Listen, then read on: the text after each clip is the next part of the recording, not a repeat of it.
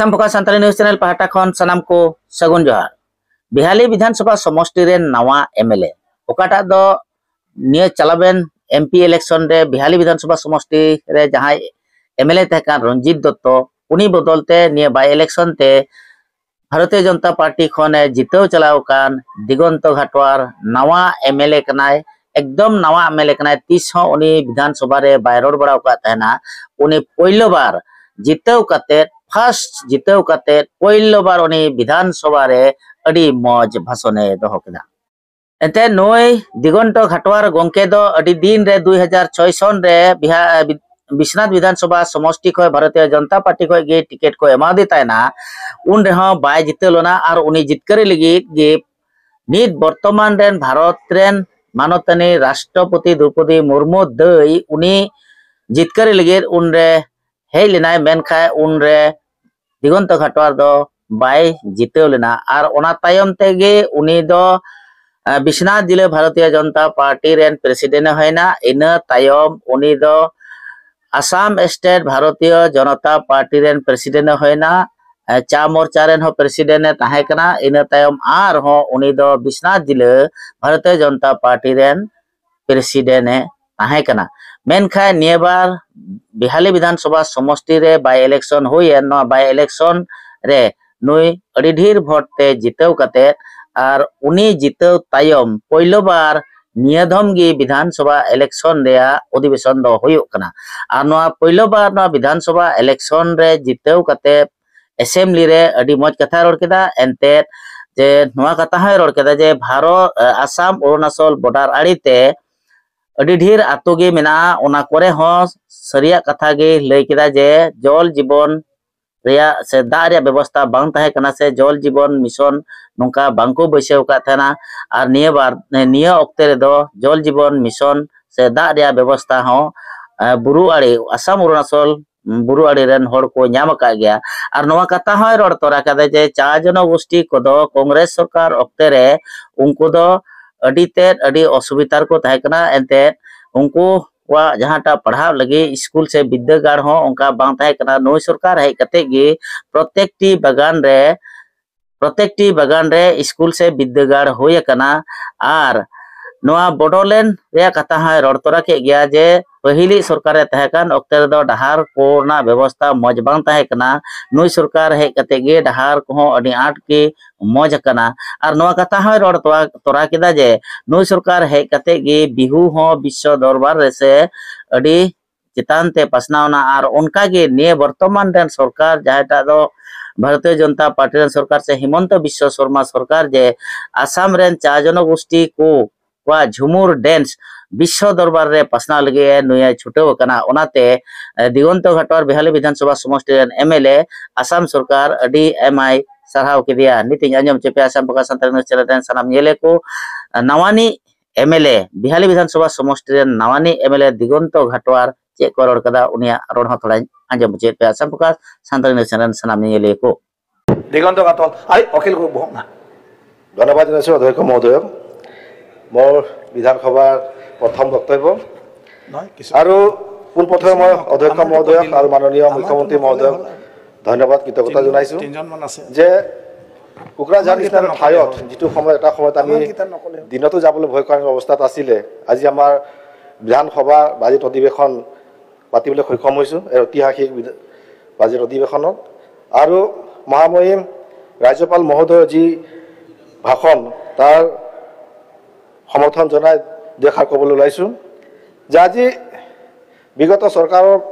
तुलनात আজি माननीय हिमंत बिश्व शर्मार नेतृत्व जिखन सरकार অসমত আছে एनडीए सरकार এটা আমি পৰিৱৰ্তন দেখিবলৈ পাইছো যে বিগত আমি আগতে প্ৰত্যেক দিনাই আমি অসমখনৰ অশান্তিময় অসম প্ৰত্যেক দিনা আমি নিউজতে হোক টিভিতে হোক পেপাৰ দেখা পাইছিলো যে আজি বম ব্লাষ্ট হৈছে কালি হত্যা হৈছে ধৰ্ষণ হৈছে বিভিন্ন অশান্তময় এটা সৃষ্টি চাৰিওফালে আন্দোলন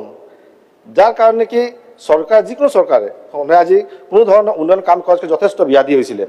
আজি অসমখন চাৰিওফালে শান্তিময় পৰিৱেশ হৈছে যাৰ কাৰণে এটা উন্নয়নৰ ৰাস্তা ওলাইছে আৰু এইখন চৰকাৰে যথেষ্টখিনি উন্নয়ন কৰিবৰ কাৰণে সক্ষম হৈছে আজি মই চাহ বাগিচাৰ পৰা বিলং কৰোঁ আৰু আমি স্বাধীন ছাত্ৰ সন্থা 8 সাত আগত আছিলোঁ থাকোঁতে আমাৰ বাগিচাৰ সমস্যাৰ প্ৰতি আগত আন্দোলন কৰিছিলোঁ বা আলোচনা কৰিছিলোঁ আৰু সেইটো সময়ত চৰকাৰখনে এটা কথাই কৈছিলে যে বাগিচাৰ প্লান্টেশ্যন এক্ট মতে বাগিচাৰ সমস্যাৰ কথাবিলাক বা সুবিধাবিলাক মালিক পক্ষই দিব কিন্তু যেহেতু বাগিচাৰ মানুহখিনি চাহ জনগোষ্ঠীৰ মানুহখিনিও যে দেশৰ নাগৰিক তেওঁলোকে যে আজি চৰকাৰী সুবিধালৈ পৰ্যায়ত পাব লাগে সেই কথাবিলাক কৰা নাছিলে সদায় বাগিচাৰ মালিক পক্ষক দোহাই দি পেলাই এইবিলাক বঞ্চিত কৰি ৰাখিছিল কাৰণ মাননীয় মুখ্যমন্ত্ৰী মহোদয়ে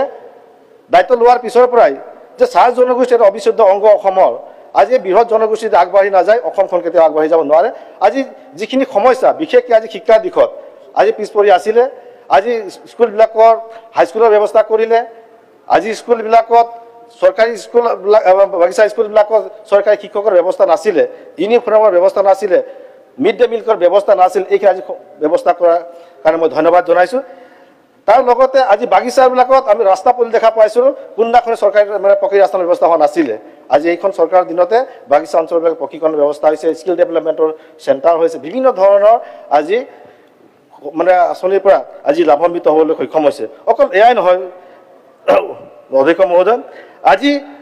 অসমখনক বিশ্ব দৰবাৰত চিনাকি কৰি দিবৰ কাৰণে আজি চৰাইদেউ মাধ্যম আজি হেৰিটেজ হ'ল আজি চিনাকি হৈ গ'ল আজি ধ্ৰুপদী ভাষাক আজি অসমীয়া ভাষা ধ্ৰুপদী ভাষা হিচাপে আজি স্বীকৃতি লাভ কৰিছে আজি আমাৰ সৌৰ্য বিজয় প্ৰতীক লাচিত বৰফুকনক আজি 400 বছৰ যি জন্ম জয়ন্তী আজি দিল্লীত অনুষ্ঠিত কৰি পেলাই কেইবাটাও বহু ভাষাতে তেওঁ কিতাপ ৰচনা কৰি আজি বিশ্ব দৰবাৰত চিনাকি কৰি দিবলৈ কাৰণে সক্ষম হৈছে আজি বিহুৰ পিছতে আজি চাহ জনগোষ্ঠীৰ যি আমাৰ ঝুমুৰ নৃত্যক আজি বিশ্ব দৰবাৰত আজি প্ৰতিষ্ঠা কৰিবৰ কাৰণে চিনাকি দিবৰ কাৰণে আজি এখন চৰকাৰে অহা 24 তাৰিখে যি ঝুমুৰ পৰিৱেশন কৰিব তাৰ কাৰণে মই ধন্যবাদ জনাইছোঁ আজি 37 লাখ অৰুণোদয় আঁচনিৰ যোগেদি আজি মহিলাসকলক যাতে আৰ্থিকভাৱে মানে সচ্ছল কৰিবৰ কাৰণে বা সহায় কৰিবৰ কাৰণে এইখন চৰকাৰে যথেষ্টখিনি ব্যৱস্থা লৈছে তাৰ লগতে আজি উন্নয়নৰ দিশত চাবলৈ গ'লে আজি আমাৰ ব্ৰহ্মপুত্ৰ ব্ৰিজৰ ওপৰতে কিমানখন দলং হ'ল ৰোড কমিউনিকেশ্যনৰ অৱস্থা আগতে কি আছিলে আজি আমি সৰু ধৰণৰ কোকৰাঝাৰলৈ গৈছিলোঁ এটা সময় BTADত আমি যাবলৈ গাড়ী যাব পৰা নাছিলোঁ তাৰ পৰা আমি যাবলগীয়া হ'লে আজি মানে বাইকেৰে যাবলগীয়া পৰিৱেশ এটা আছিলে কিন্তু আজি আমি সিদিনাখন সকলো আমাৰ সদস্যই আমাৰ মন্ত্ৰীসকলে একেলগে আমি কোকৰাঝাৰলৈ আমি বাছেৰে যাব পৰা হৈছে সকলোফালে ৰাস্তাৰ ব্যৱস্থা মানে সুন্দৰকৈ হৈছে আজি উদ্যোগৰ ক্ষেত্ৰত আজি আমি কৈ আছোঁ সকলোৱে কয় যে আজি নিবনুৱা সমস্যাৰ সমাধান হ'ব কেনেকৈ হ'ব চৰকাৰখনৰ সদিচ্ছা থাকিব লাগিব আজি ইণ্ডাষ্ট্ৰী আহিব লাগিব মই পুনৰ কৈছোঁ যে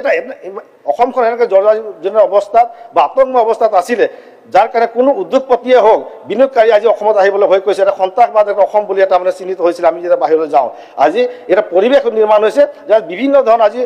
ভাৰতবৰ্ষৰ বিভিন্ন ৰাজ্যৰ উদ্যোগপতিয়ে নহয় আজি বিদেশৰো আজি বিনিয়োগ কৰিবলৈ আহিছে জানিছে আজি আসাম এডভান্টেজ টুৰ আজি আপোনালোকে পাব কেইদিনৰ পিছত যে এডভান্টেজ কিমান বৈদেশিক আজি বিনিয়োগকাৰী ইয়াত মানে আহিব আৰু ভৱিষ্যত দিনত ইয়াৰ উজ্জ্বল হ'ব বুলি মই আশা ৰাখিছোঁ আজি খোৱা পানীৰ ব্যৱস্থা কৰিছোঁ যে মোৰ যোগেদিয়ে আজি মই যিহেতু উত্তৰ অসম বিহাৰী সমষ্টিৰ পৰা আহিছোঁ আজি সেই পাহাৰ অঞ্চলবিলাকত বাদ দিয়ক একদম সীমান্ত অঞ্চল অৰুণাচল সীমান্ত অঞ্চললৈকে আজি জল জীৱন মিছনৰ যোগেদি খোৱা পানীৰ ব্যৱস্থা হৈছে স্বাস্থ্যৰ দিশতো যথেষ্টখিনি আগবাঢ়িছে বাগিচাসমূহত আজি যথেষ্ট মেডিচিন ছাপ্লাইৰ পৰা লৈ পেলাই ডক্টৰ নাৰ্ছৰ পৰা আজি সৌ সিদিনাখন আয়ুষ্মান আৰোগ্য মন্দিৰৰ যোগেদি আজি বাগিচাসমূহত যাতে চিকিৎসা ব্যৱস্থা ভাল হৈছে এনেধৰণৰ যথেষ্টখিনি আগবাঢ়িছে গতিকে মই ৰাজ্যপালৰ ভাষণৰ সমৰ্থনত এইখিনি বক্তব্য ৰাখিলোঁ ধন্যবাদ Assam Focus.